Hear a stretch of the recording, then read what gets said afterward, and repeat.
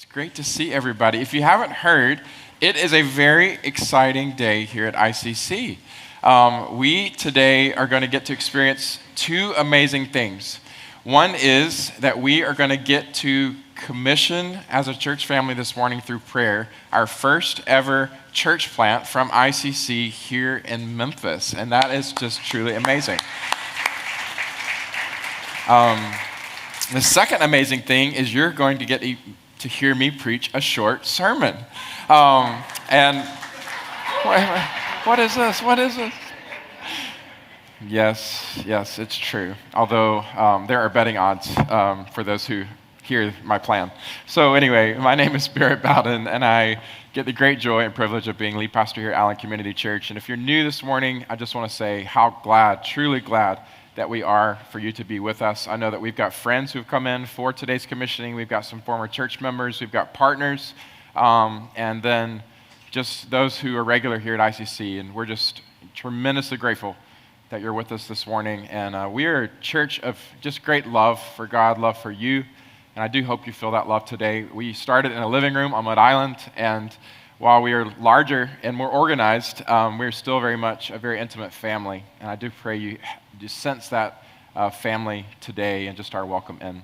Well, if you've got your Bible, I am going to be preaching today, but a lot of this morning, as you know, is dedicated to our commissioning.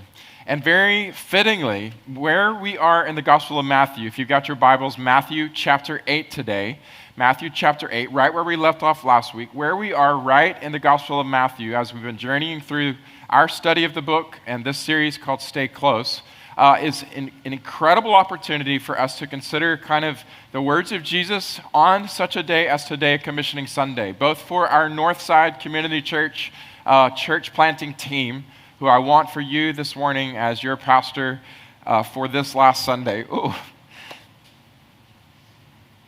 I want for y'all to hear how grateful I am for each of you, how much I love you, and how much you are loved by our church family today. And I want to speak from God's heart and also my heart to you today in specificity on this last Sunday of your membership and belonging and worship here at ICC. But also the words of Jesus are for all of us, because as we've been talking about in this season, it is not just those who get on a plane or go across the street to do a crazy church planting thing. It is for all of us who call ourselves disciples of Jesus Christ to have the identity as sent ones. And this morning, as we hear the words of Jesus and consider the call to follow, which is the title of today's message, if you're taking notes, it won't take long this morning, I don't think.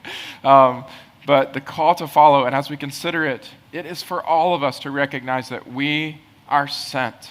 All of us are sent. As I said to you last week, we're making this transition from Matthew 5 to 7, which was really focused on the Sermon on the Mount and Jesus teaching us the way of the kingdom, to Matthew 8 to 10, which is really a passage that's very focused on the demonstration of that way of the kingdom.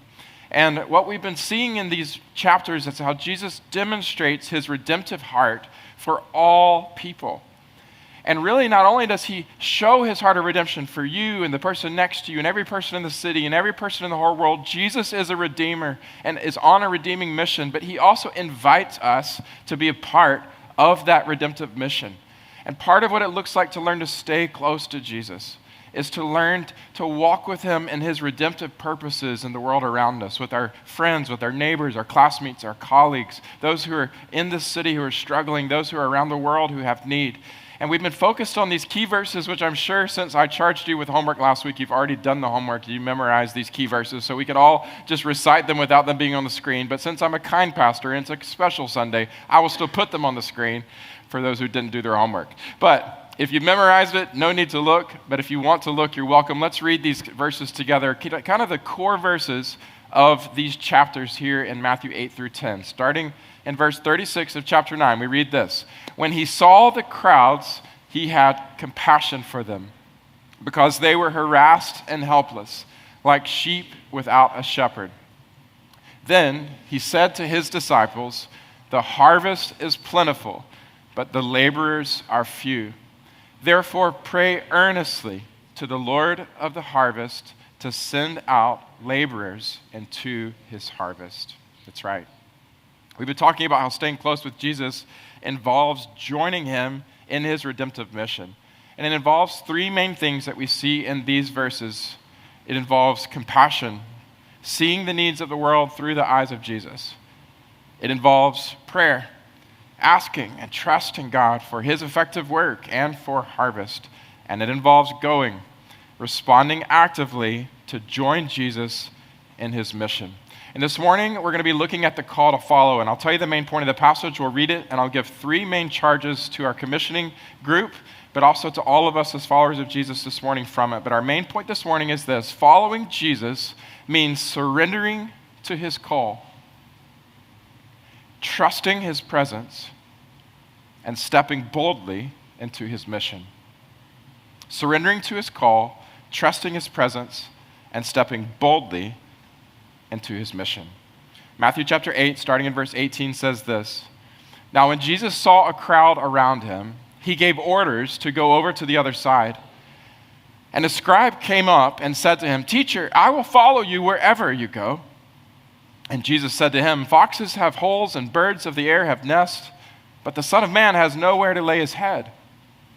Another of the disciples said to him, Lord, let me first go and bury my father. And Jesus said to him, Follow me, and leave the dead to bury their own dead. And when he got into the boat, his disciples followed him.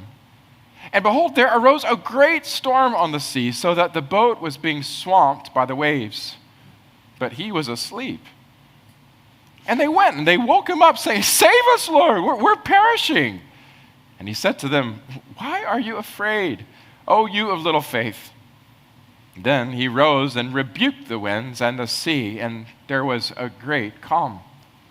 And the men marveled, saying, What sort of man is this, that even winds and sea obey him? And when he came to the other side, to the country of the Gadarenes, 2 demon-possessed men met him, coming out of the tomb so fierce that no one could pass that way. And behold, they cried out, What have you to do with us, O Son of Man? Have you come here to torment us before the time? Now a herd of many pigs was feeding at some distance from them, and the demons begged him, saying, If you cast us out, send us away into the herd of pigs. And he said to them, Go.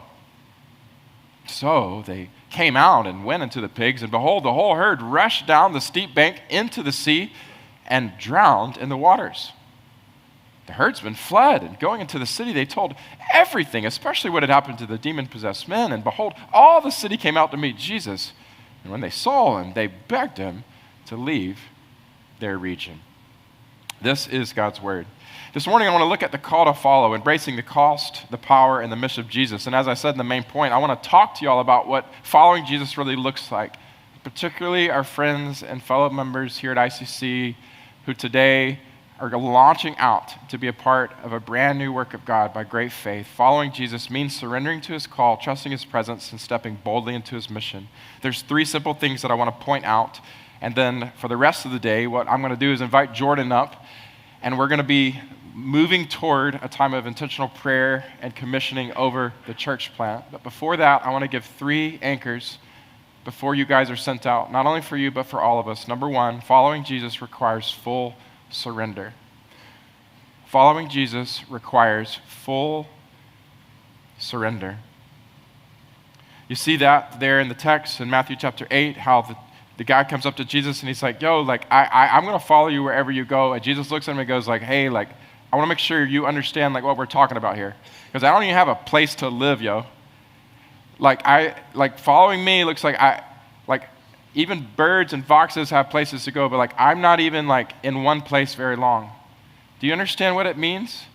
And then another guy comes up and he's like, hey, like I want to follow you, but I've got these other obligations first. And Jesus is like, no, like your primary obligation is going to need to become me, and everything else will be ordered around that. Jesus is saying, look, similar to how Dietrich Bonhoeffer one time said, when Christ calls a man, he bids him come and die. When Christ calls someone, friends, he bids them to come and die. To take up our cross and to follow him, it means we yield everything. The old hymn, I surrender all. I surrender all. There's a reason they sing it at the end of every revival service. Because it takes a lot of boldness to actually sing that song from your heart. Do you really? That's what Jesus is looking. He's like, do you see what it looks like? It means coming and giving all. It requires full surrender, laying it all on the table. It means you write a check and I get to fill in the amount. It requires you absolutely trusting me. And you need to know this. Following Jesus is costly, yes, but friends, it is absolutely worth it. It is absolutely worth it. As Jim Elliot, the great missionary, said, and I say to you who are being commissioned out, and I say to all of us today, he is no fool who gives up what he cannot keep to gain what he cannot lose. Jesus and the things of Jesus you will never, ever lose. And this morning, there is a cost. There's a cost for you who are being commissioned out. Some of you are leaving your church family of 20 years this morning. Some of you will move into a neighborhood and it's going to be uncomfortable. Some of you are going to show up and you're going to have to serve your tails off like you've never served before. You're going to be making things happen and you're going to be required to sacrifice. Some of y'all are going to come in a relationship with people that are so messy and you're going to have to walk with them and journey with them and do things that just literally exhaust you when you get in bed every night. There are costs for us as a church family, relationally, emotionally, spiritually, financially, who are sending. There are costs in following Jesus, but friends, we are no fools who give up what we cannot keep to gain Jesus and the things of Jesus that we cannot lose, the things that will last for all eternity. Following Jesus is costly, but it is worth it. What is the cost for you to follow? There is a cost for all of us, and if you're not experiencing cost, you may need to reevaluate, are you following? Are you stepping with Jesus by faith? What is the cost for you? And what does it look like to be surrendered? Praise God for those who are commissioning out today who have counted the cost and are fully surrendered. And I just want to continue to urge you to stay in that posture, for he is worth it. Number 2, following Jesus not only requires surrender, but number 2, following Jesus requires trust in his presence and power. Trust in his presence and power.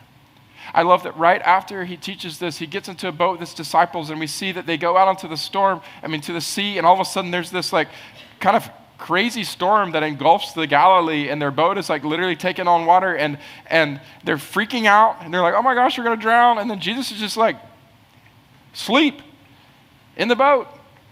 It's a weird story. Like, what in the world is Jesus doing? Like, that's kind of strange.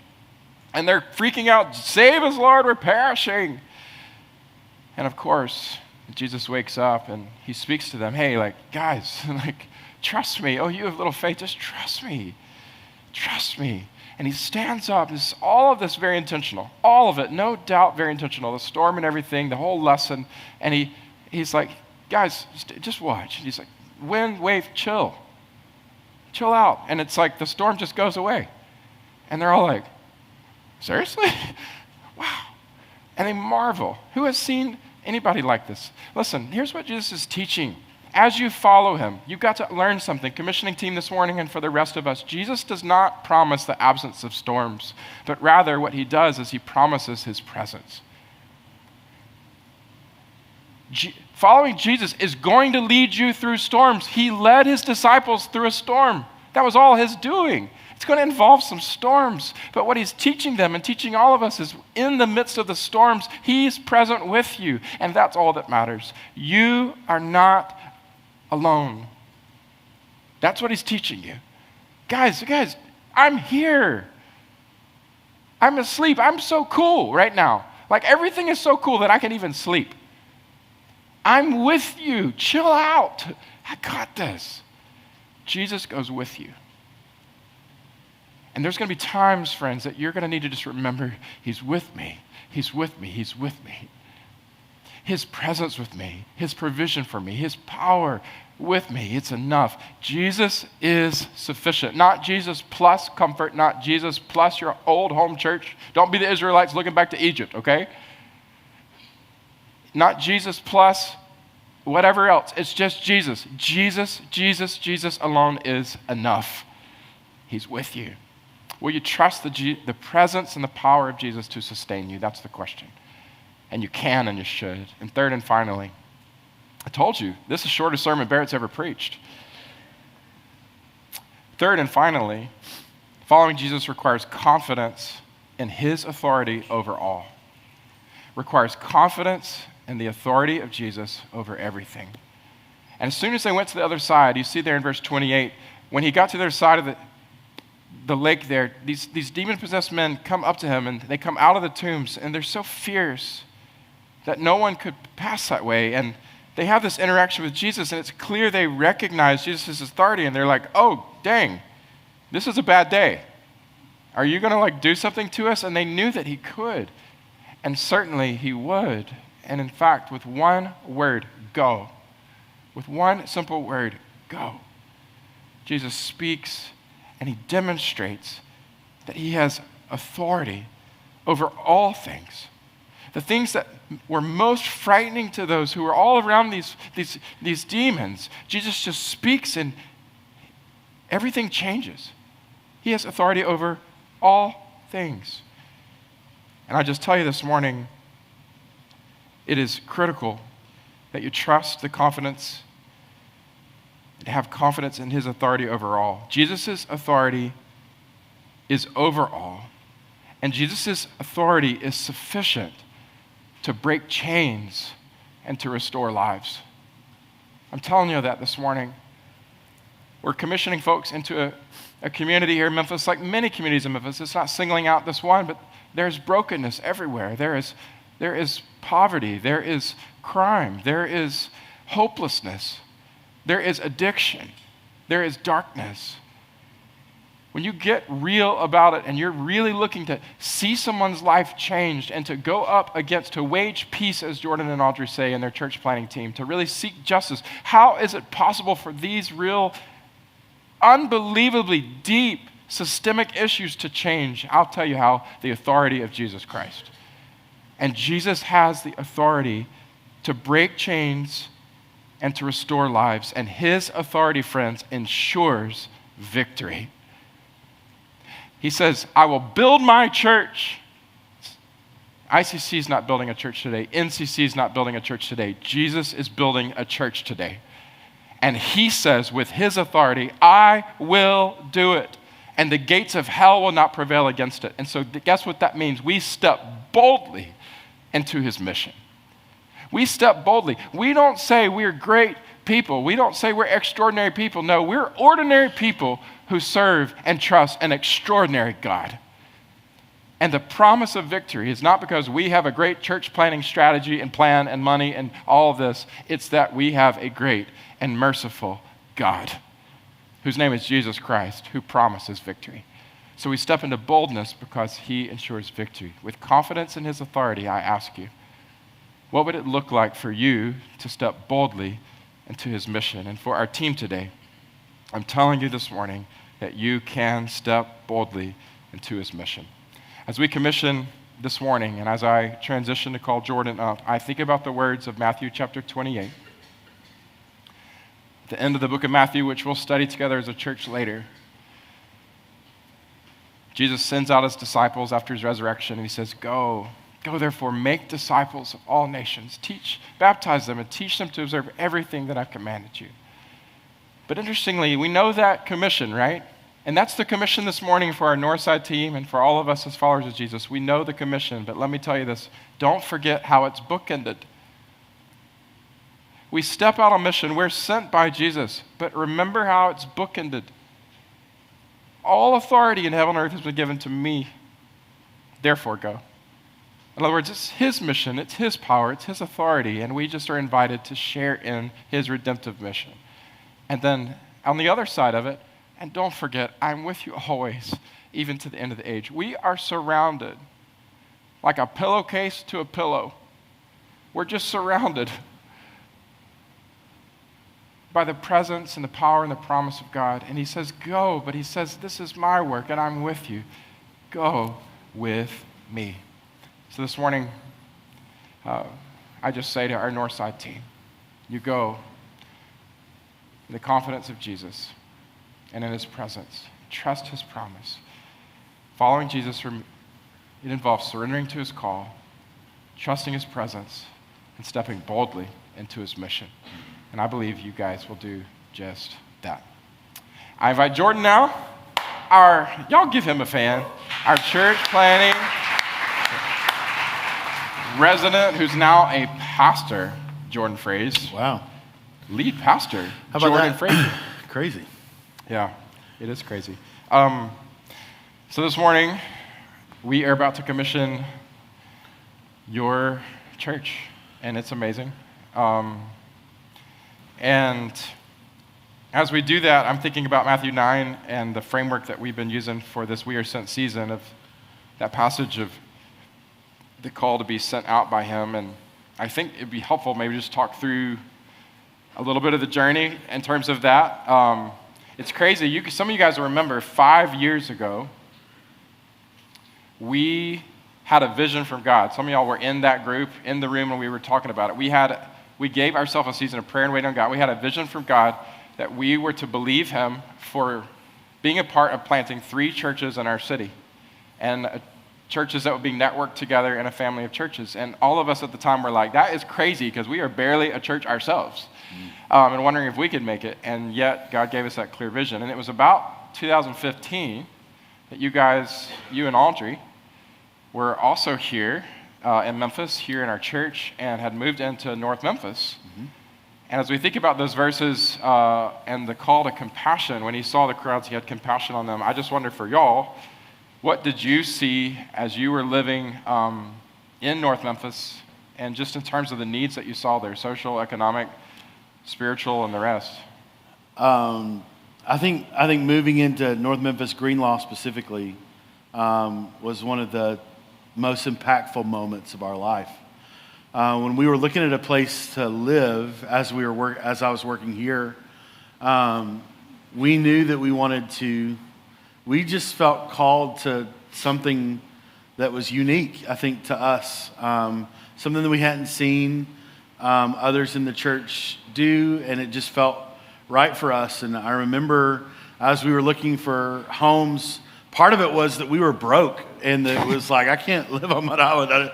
I can't afford it. But part of it was like in a weird way, just felt this deep sense of calling towards something different. And we moved in on 4th Street, right over, just right down the way. And immediately from the moment we were there, we were right across the community center at Greenlaw. And we just started being in relationship with people. It started with neighbors, like a neighbor, Miss Sharena, who was just the sweetest, and she had a couple kids that helped out. And I remember one story that I kind of felt like Dorothy in Wizard of Oz, because we moved in the week we moved in. That is something I did not expect to hear this morning. We moved in, and I had one of her kids had come over, and I said, hey, does your mom know who mows lawns? We need to get the grass mowed. And she's like, yeah, I'll ask her. So her daughter comes back, and she's got a piece of paper, and it's got a phone number on it, and it just says Bigfoot, and it's got a number. And I'm like, Bigfoot? Are you sure you want to call? All right. So I literally pick up the phone, and is Bigfoot there? And anyway, it was just, there were so many moments like that felt so odd. But as we lived in relationship with people, we actually got to see people as they were and not as we thought they were. When you drive through a neighborhood like mine, you think a certain thing about it. But when you live there, it actually changes, because you actually learn people's names and their lives. I think of Rashad and Cameron and Rain as the forefront of kids that used to come swing on our porch swing and eat ice cream at our house, and we'd help them with homework. And they were on the forefront of even us becoming foster parents and getting Marcus and Shayla. And if not for our experience with them, I don't know if our hearts would have been stirred towards being a mom and dad and being in foster care, being adopted parents. I think of the guy who ended up mowing my grass, Dwayne. He and I still are in a relationship. Every time I see him, I stop and we talk. And he would mow my lawn, and then he would just kind of linger, because no one talked to him. No one spent time with him. And we would just sit on the porch and talk about all the things going on in the neighborhood or how his life was. And I think when you actually see people as they are and desire to be incarnational where you are, that compassion just swells in you, because you learn the people's names. It's interesting when we see Jesus and he says that as the crowd was kind of swelling, we've got to remember, he looked out of that crowd and he knew every person's name in that crowd. And because of his intimate knowledge of those people, his compassion for them just welled up. And I think that's the secret sauce, is you have to be incarnational where you are, enjoy where you are, but know the names, know the stories of the people, and watch what God does with it. It's amazing. You and Audrey have helped all of us to get out of stereotypes and to be better at learning stories. And I'm so, so grateful for your compassion and the way that y'all have exuded compassionate living and incarnational living in North Memphis. I know that there was kind of a season that you guys kind of spent away from Memphis, and I want to take a moment just to reflect on that part of the journey. We actually recorded Audrey, who's sitting here, so it's a little awkward, but we recorded her sharing some of her story of their calling to not just live in Memphis, but even while y'all were away from Memphis, some of what God was doing to make it clear that you were to come back, and specifically to plant a church. So let's watch this for a second. Hi, I'm Audrey Frazier, and God is sending me to be a part of Northside Community Church. It started many years ago. My husband and I were here in Memphis, and Jordan, my husband, was on staff with Island Community Church, and we were always drawn to the uptown community. We bought a home there, set up a life there, and then God called us out of that neighborhood. We thought we were brokenhearted because we didn't think that our time was up there. But we moved on. We worked for a nonprofit in Nashville, and then when our time came to a close there, we felt the Lord calling us to church planting. We came back to Memphis on a whim and met up with Barrett and heard that they were looking to church plant, and saw that our hearts were aligned and God was doing something. And so working through all of that, we just knew that God was gonna open doors and close doors throughout the journey, and we just kept praying that the Lord would close any doors that he didn't want us to walk through. And as we continued through the journey, we knew that this door was open, and it continued to stay open. When Jordan and I got married, we had the mentality that we wanted our marriage to be one that reflected the Lord's guidance and direction. And we said that we wanted our story to be one that was only explained by God. And I know that through every turn, every mishap, every bump in the road, that he shows up for us. And our lives are clearly an explanation of who he is and his character. We have a community that is in desperate need of a Savior, and their needs show up in many different ways. And I want our life and our family to be one that reflects his goodness and his care for us. We want to be a church that's willing to go slow. And God is really stretching me to not run ahead of what his pace is, but that we pace along with him. And we've really seen a depth of relationship with our community that we probably would not have seen if we hadn't taken, the slow pace that we're working through. The support of ICC as my sending church is more than just a form of support for me. It really is a lesson in God's restoration. Since we've come back, we've seen all along the journey in coming back the Lord's goodness in restoring relationships, coming together as people of the Lord.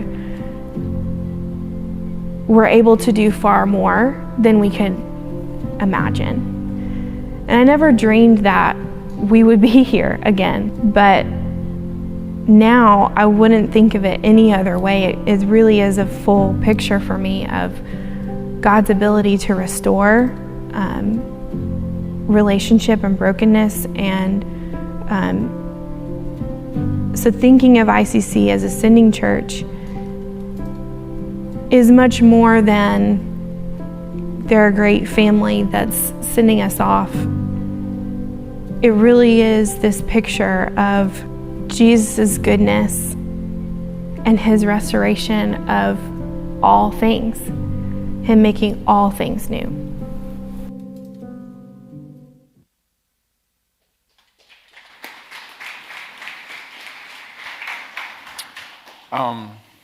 Thank you, Audrey, for sharing.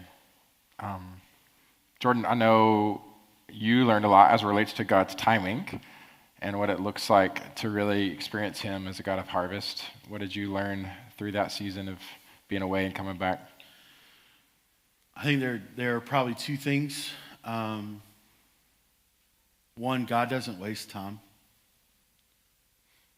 It may feel like wasted time, or it may feel like you're in a place that feels desperate, or in a place that may not be where ultimately you thought you would be, but God has you there for a reason. He is working constantly to renew you in that space. Maybe it's not the job you wanted, or maybe it's not the place of relationship. Maybe you're single, not married yet, and you want that so badly, or maybe you are desperate, you and your husband are desperate for having kids, all those types of things. God doesn't waste that time, even though it's really difficult and hard time. What God grows in you in those moments, he's going to use later. And when I look back at our time away, I now can see that what God was doing, he was growing in me a maturity to lead. He was growing in our family a spiritual health to be able to withstand the difficulties of church planting, the struggles of that.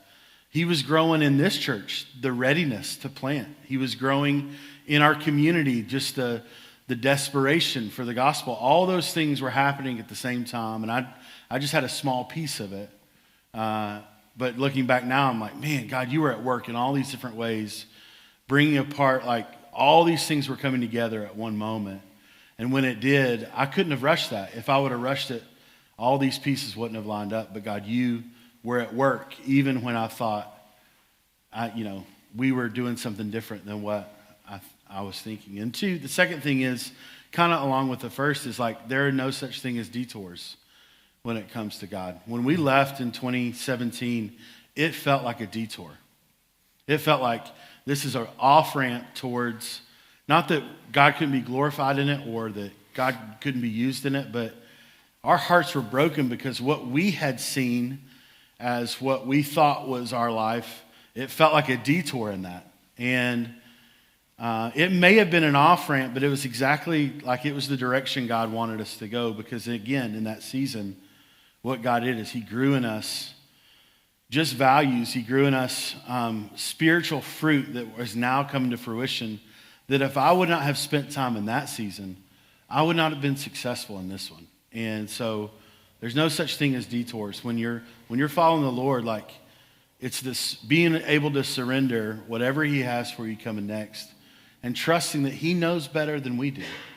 I would not have put my life together that way, but that's how God has done it. And because he's done it that way, it's helped us in this season to do what we feel called to do.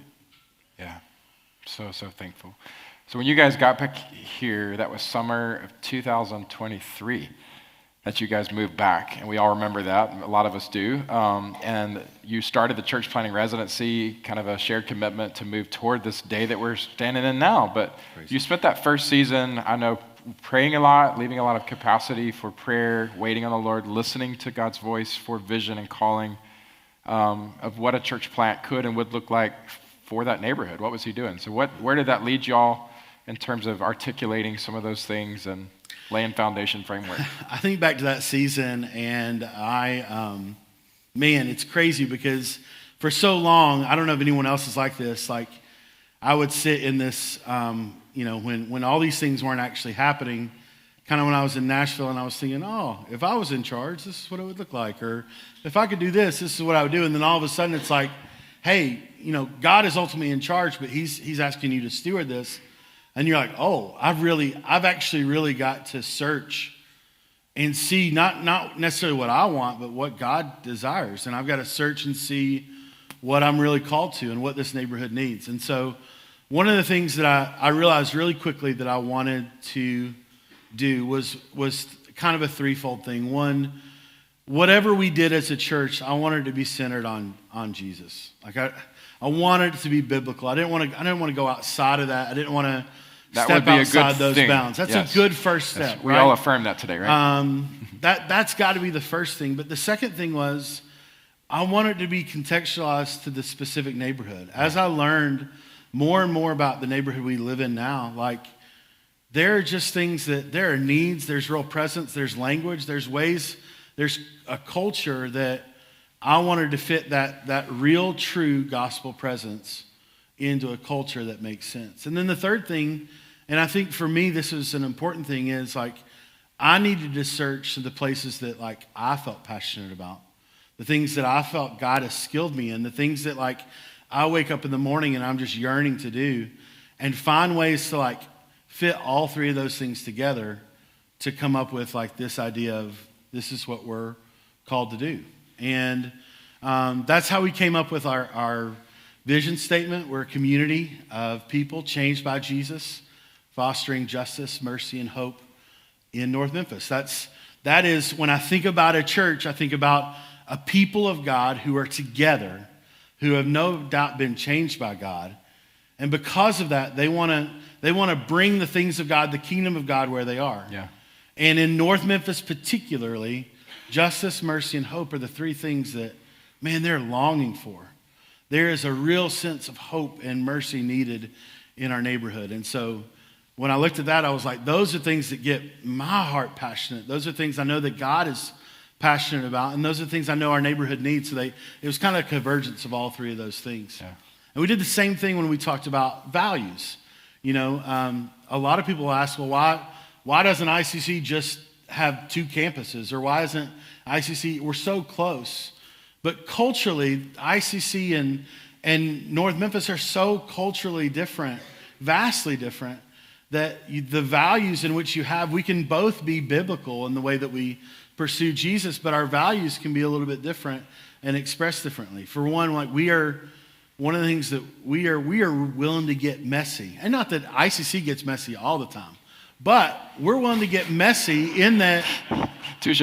In that I am a messy person, guys. Like I just am. I kind of bring forward what I have, and what you see is what you get with me. And I want our church to be willing to do that, because if we're going to reach North Memphis, it's going to be messy. It's going to be really messy. There are going to be things that are really, really difficult and hard. We want to be able to go slow. Like, sure, would it be great if we could like fill an auditorium up with people and then have, baptisms, salvations, and that's the goal. But it's going to start slowly with relationship one-on-one with people. And so our values are basically this idea of how does the community see our church? How do we see our church? And how can we respond to the needs in the community through those things? So thankful for what God put on your heart. So deeply thankful. I know as we think forward in the passage and we think about, y'all obviously had the compassion looking out at the community. You had a clear sense of calling.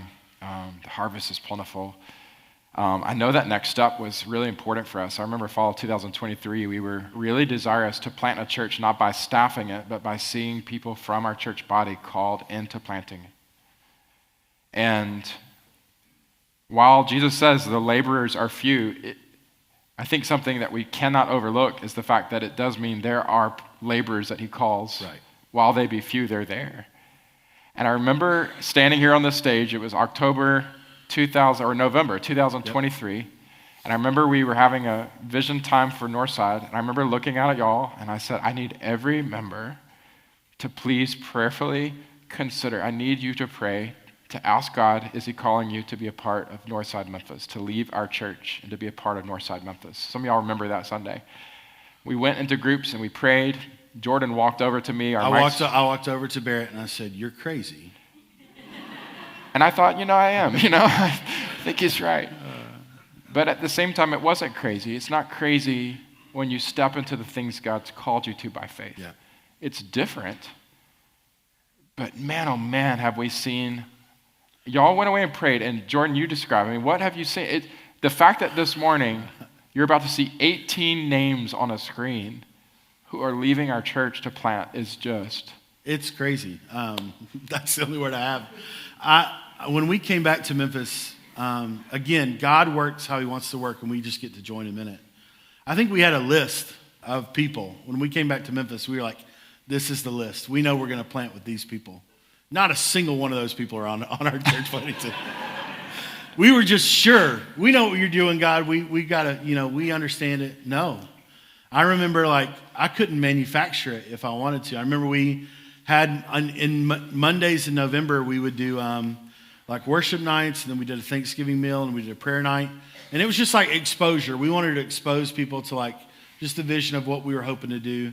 And I knew through that we kind of had some interested people potentially, and then come January, we really kind of said, hey, what would it look like if you were to maybe commit to this? And from that, basically at about January, we had a group of 10 that we were pretty sure that said, hey, I think I want to do this. And again, none of those 10 were people I even had on my radar. There were only a few that I'd known beforehand. A lot of those 10 were just brand new relationships of people saying, I think God's called me to this. I think God is doing this. And I was like, I think he is too. Come on. And so it was just wild. I couldn't have scripted it or manufactured it.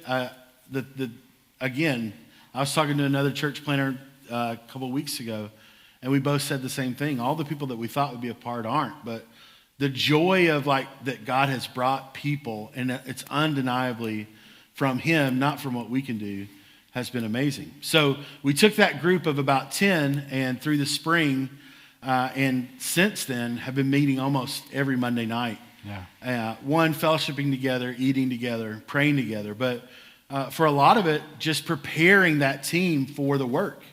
We've been going through discipleship, spiritual gifts assessment, learning how people are gifted, the ways in which God has created them, their different personalities, how they fit within the church, the ways in which they can serve the church well, the ways in which they desire to serve outside of the church, and how we can fit them into ministry that way. We've talked about just relational evangelism, not this beating down someone's door with a tract, but really walking into relationship with people and using opportunities God gives them to bring hope of the gospel and inviting people in. So all that's taken a long time to cultivate, because those are really hard concepts to figure out if it's something that's brand new to you.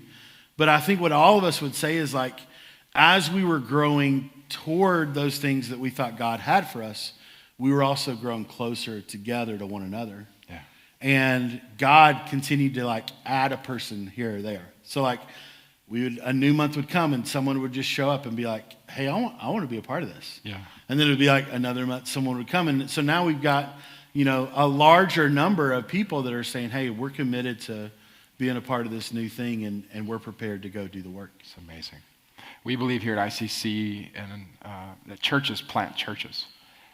And this morning is an Acts 13 kind of moment where you have the opportunity to see people called out from a church to go and be a church into a new place and to continue that work. And it's been amazing to be a part of seeing it all happen over this last year and a half as we've prayed and seen God answer those prayers with laborers for the harvest. And we'll get to celebrate those in just a second. But right now, I want you to take a look at this second video. It's our last video, but we shot this video of Darius, who is a member of ICC for a long time and a part of our church planning team for Northside Community Church. And Darius will share a little bit of his own journey and stepping into that calling and his hopefulness for what's ahead.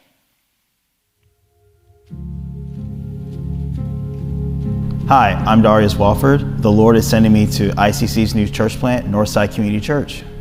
I always wanted to be more involved with local ministry, But when I heard like the church plan being presented, I was like, cool idea, and of course I would like love to support that anyway financially, but I didn't expect for Jordan to call me to it or ask me to be a part of it.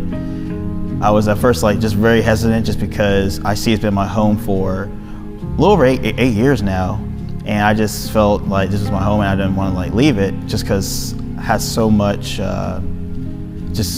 poured into me over the years. But I feel like the way Jordan presented it to me and how like I can be just a great mentor, be like a great godly man to like the community, the kids there, that really inspired me to actually like think more about it, pray about it, and actually join. I would say I had to learn a lot of patience, just because we were given like a certain time frame, but I didn't have time for getting stretched out, and I think I was just like starting to get a little antsy and what's this actually going to like actually happen. I was getting a lot of doubts, but I think the Lord was really just like testing me in that, just like saying, you gotta be patient, Darius. You gotta like, even though this is like, it's not happening right now, you gotta still like trust me in this process and just learn to, it's not just about like, oh, when's the building gonna be ready? It's about like talking to people, getting to know the community you're serving, and not just starting like this organization pretty much. Pertaining to just like the launch of the new church, I think he's just definitely like showing me the needs of the people there. Like we have like like community events like at Jordan's house or at the Greenlaw Community Center, and just talking with the locals there, it just shows like how much need that they have, physical needs, spiritual need, mental needs. I think he's stretching me to be a more confident leader. I think just like us like being like a core team, I know there's gonna be like more responsibilities placed on us. I know that I'm gonna take like at least more initiative as being part of like the startup team for sure. The one thing I am excited about is me being a mentor to a lot of the kids in the neighborhood. I'm sure they didn't like have like a great like father figure or like role model that they could look up to, and I want to like show them that they can look up to like a godly Christian black man, and show them like there's a different path, and like instead of them like seeing all the negative stereotypes, what they may see on TV or social media, whatever, I just want to show them there's a way to like be godly and Christian, not like have to like fit in like with society's norms or what they say that they should be. Yeah, so it means the world to me to have ICC as my sending church, just for them to confirm that they're going to support us and what we're going to do in Uptown. It's just amazing. I was just so happy, so thrilled, and it's just like feels like way off our shoulders when they voted to confirm this. So I'm just so glad like ICC is doing this for us. I'm really excited about just starting up Northside Community Church, and just for us to help plant the seeds in this community, and just to see like what God will grow from this experience.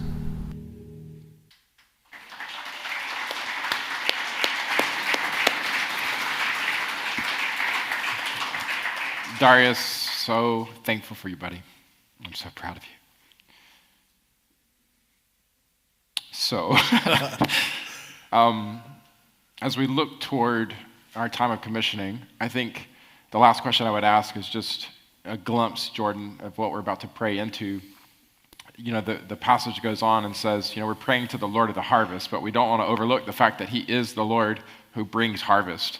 And already we are seeing how he brings harvest in North Memphis, even though the church hasn't officially been commissioned out yet. What are some of those ways that you're anticipating harvest and seeing it already? Golly, I mean, we talked a little bit about this week, and we actually tried to put a list together, and it was really hard because it just kept getting longer. The more we thought about it, the more we were like, and God did this, and we saw God do this.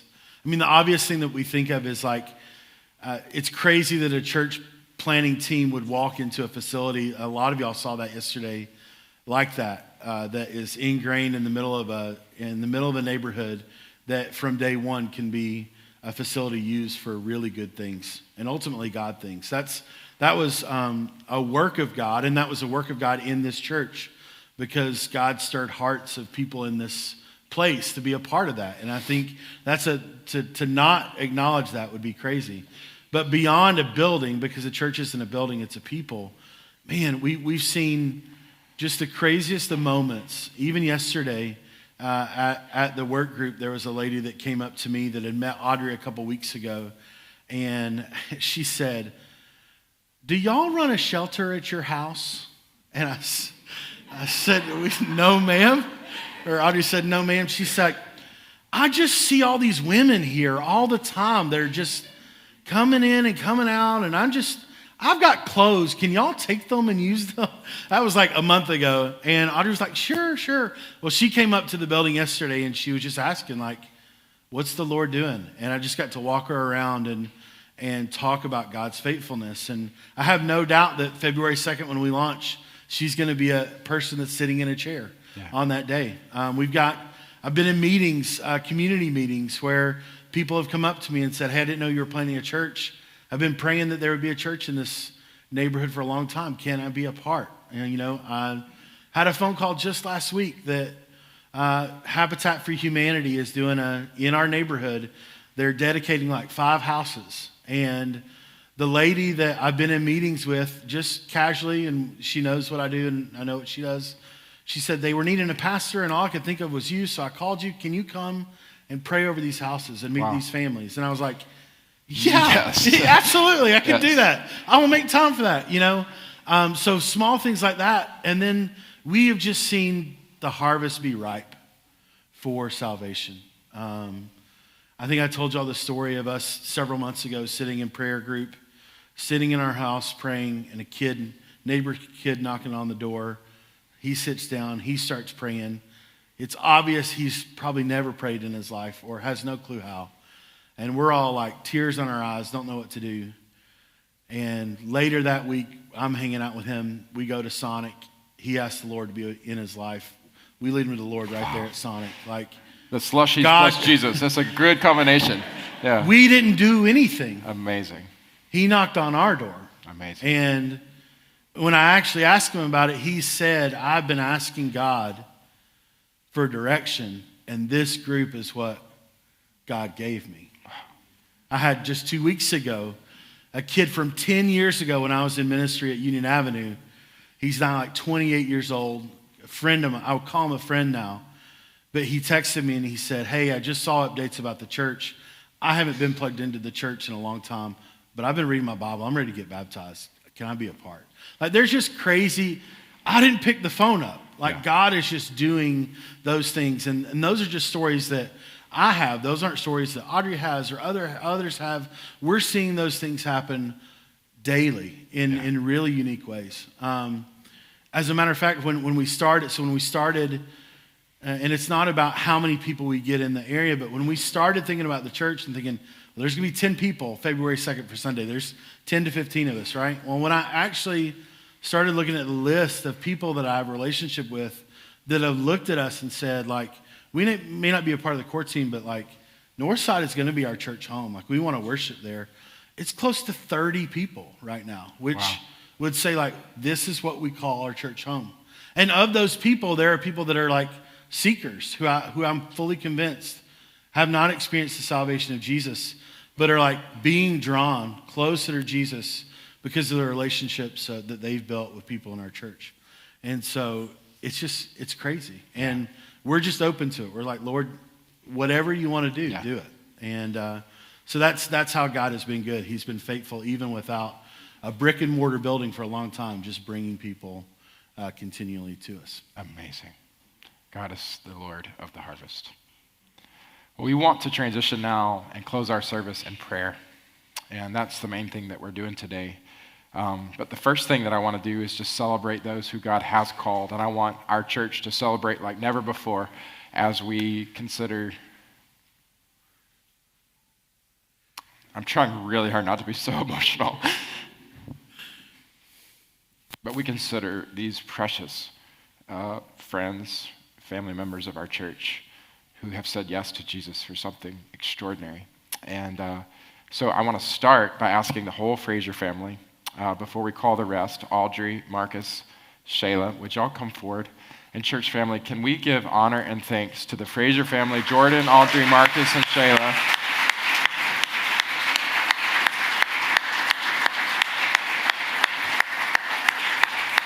We are so thankful for all of you. And Marcus and Shayla, I don't want y'all to be overlooked at all, because I know that God's done tremendous work in y'all's lives too in this last season. And I know you share a sense of calling and excitement. Audrey told me yesterday, Shayla, you were dying to get to the center because she was running late and Jordan and Marcus were already there. And I know y'all have such eagerness and desire in your hearts to be a part of this too. But we just want to honor and thank y'all so much for all you are and all you've done. And just know that we love you and we're committed to you. And I'm so thankful, like Audrey said, just for the work that God's done to bring us back together. We love you. Thank you.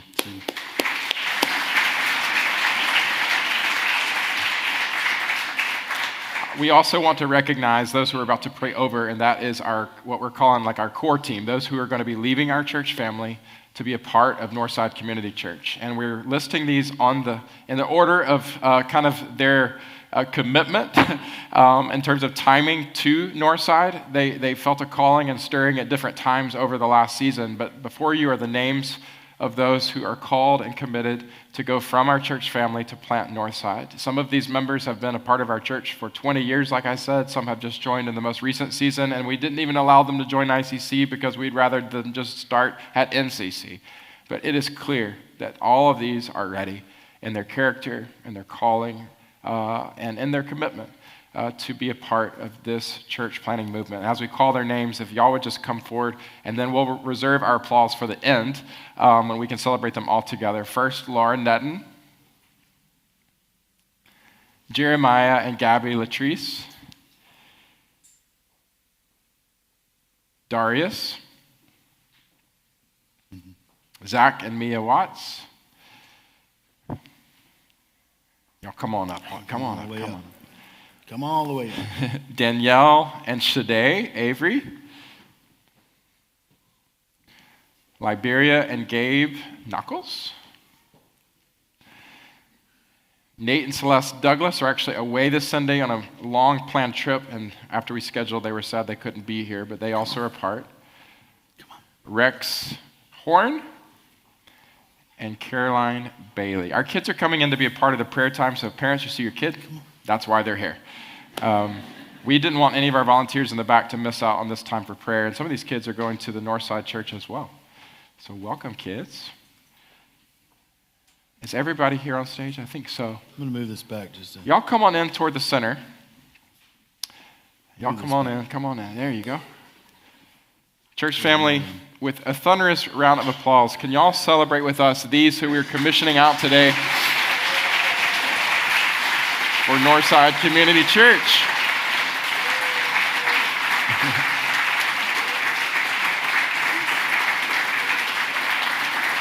Gabe.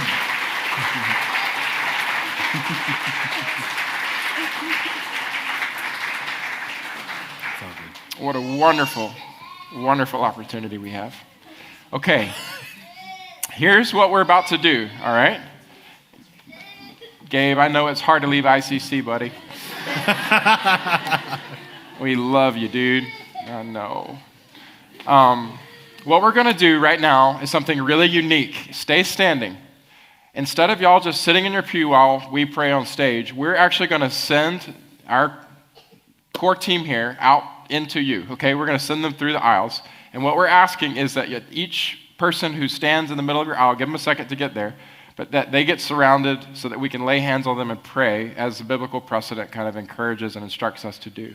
So it allows everybody to have a chance to be connected to someone you're praying over from the team, and also for this team to have someone praying over them very personally, okay? As soon as we do that, we're going to actually have an opportunity to pray over them. And I asked Jordan just briefly, and before I ask you for what to pray for, I want to tell y'all, we bought y'all a little thing. Out in our lobby, we've had a prayer answered article from the Commercial Appeal for 12 years that has reminded me every single day I walk in here. Some people wonder, why is that old article up there? It's because it reminds me that God did something that we couldn't do, that God is faithful and he can be trusted. And we were thinking, what we could give to y'all for you to put in your building that would be something similar. And we didn't have a Commercial Appeal article. Dang it, they didn't write one. Darn. It's not over yet. But what we did was we purchased you guys a poster. It's on the screen. You can see it, and we'll give it to you later. But it's just a poster that says, I have seen the goodness of God. And wherever you guys hang it, I pray that it will be a reminder of this season, and particularly of today, and the love and support of your church family. But God is faithful. You've seen his goodness, and you can trust him. He will continue to be. What can we pray for you in broad categories, and we'll disperse this group?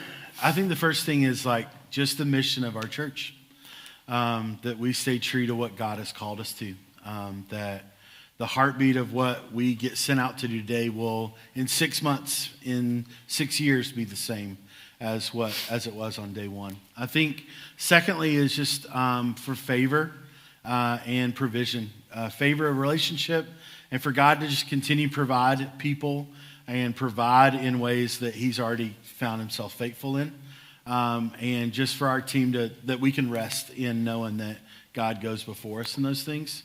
Third would be that we stay true just to our gospel roots, that we unabashedly declare the truth of Jesus to the neighborhood of North Memphis, and we do it in a way that just brings people to see the truth of who God is and what he's done in our lives and what he can do in their lives.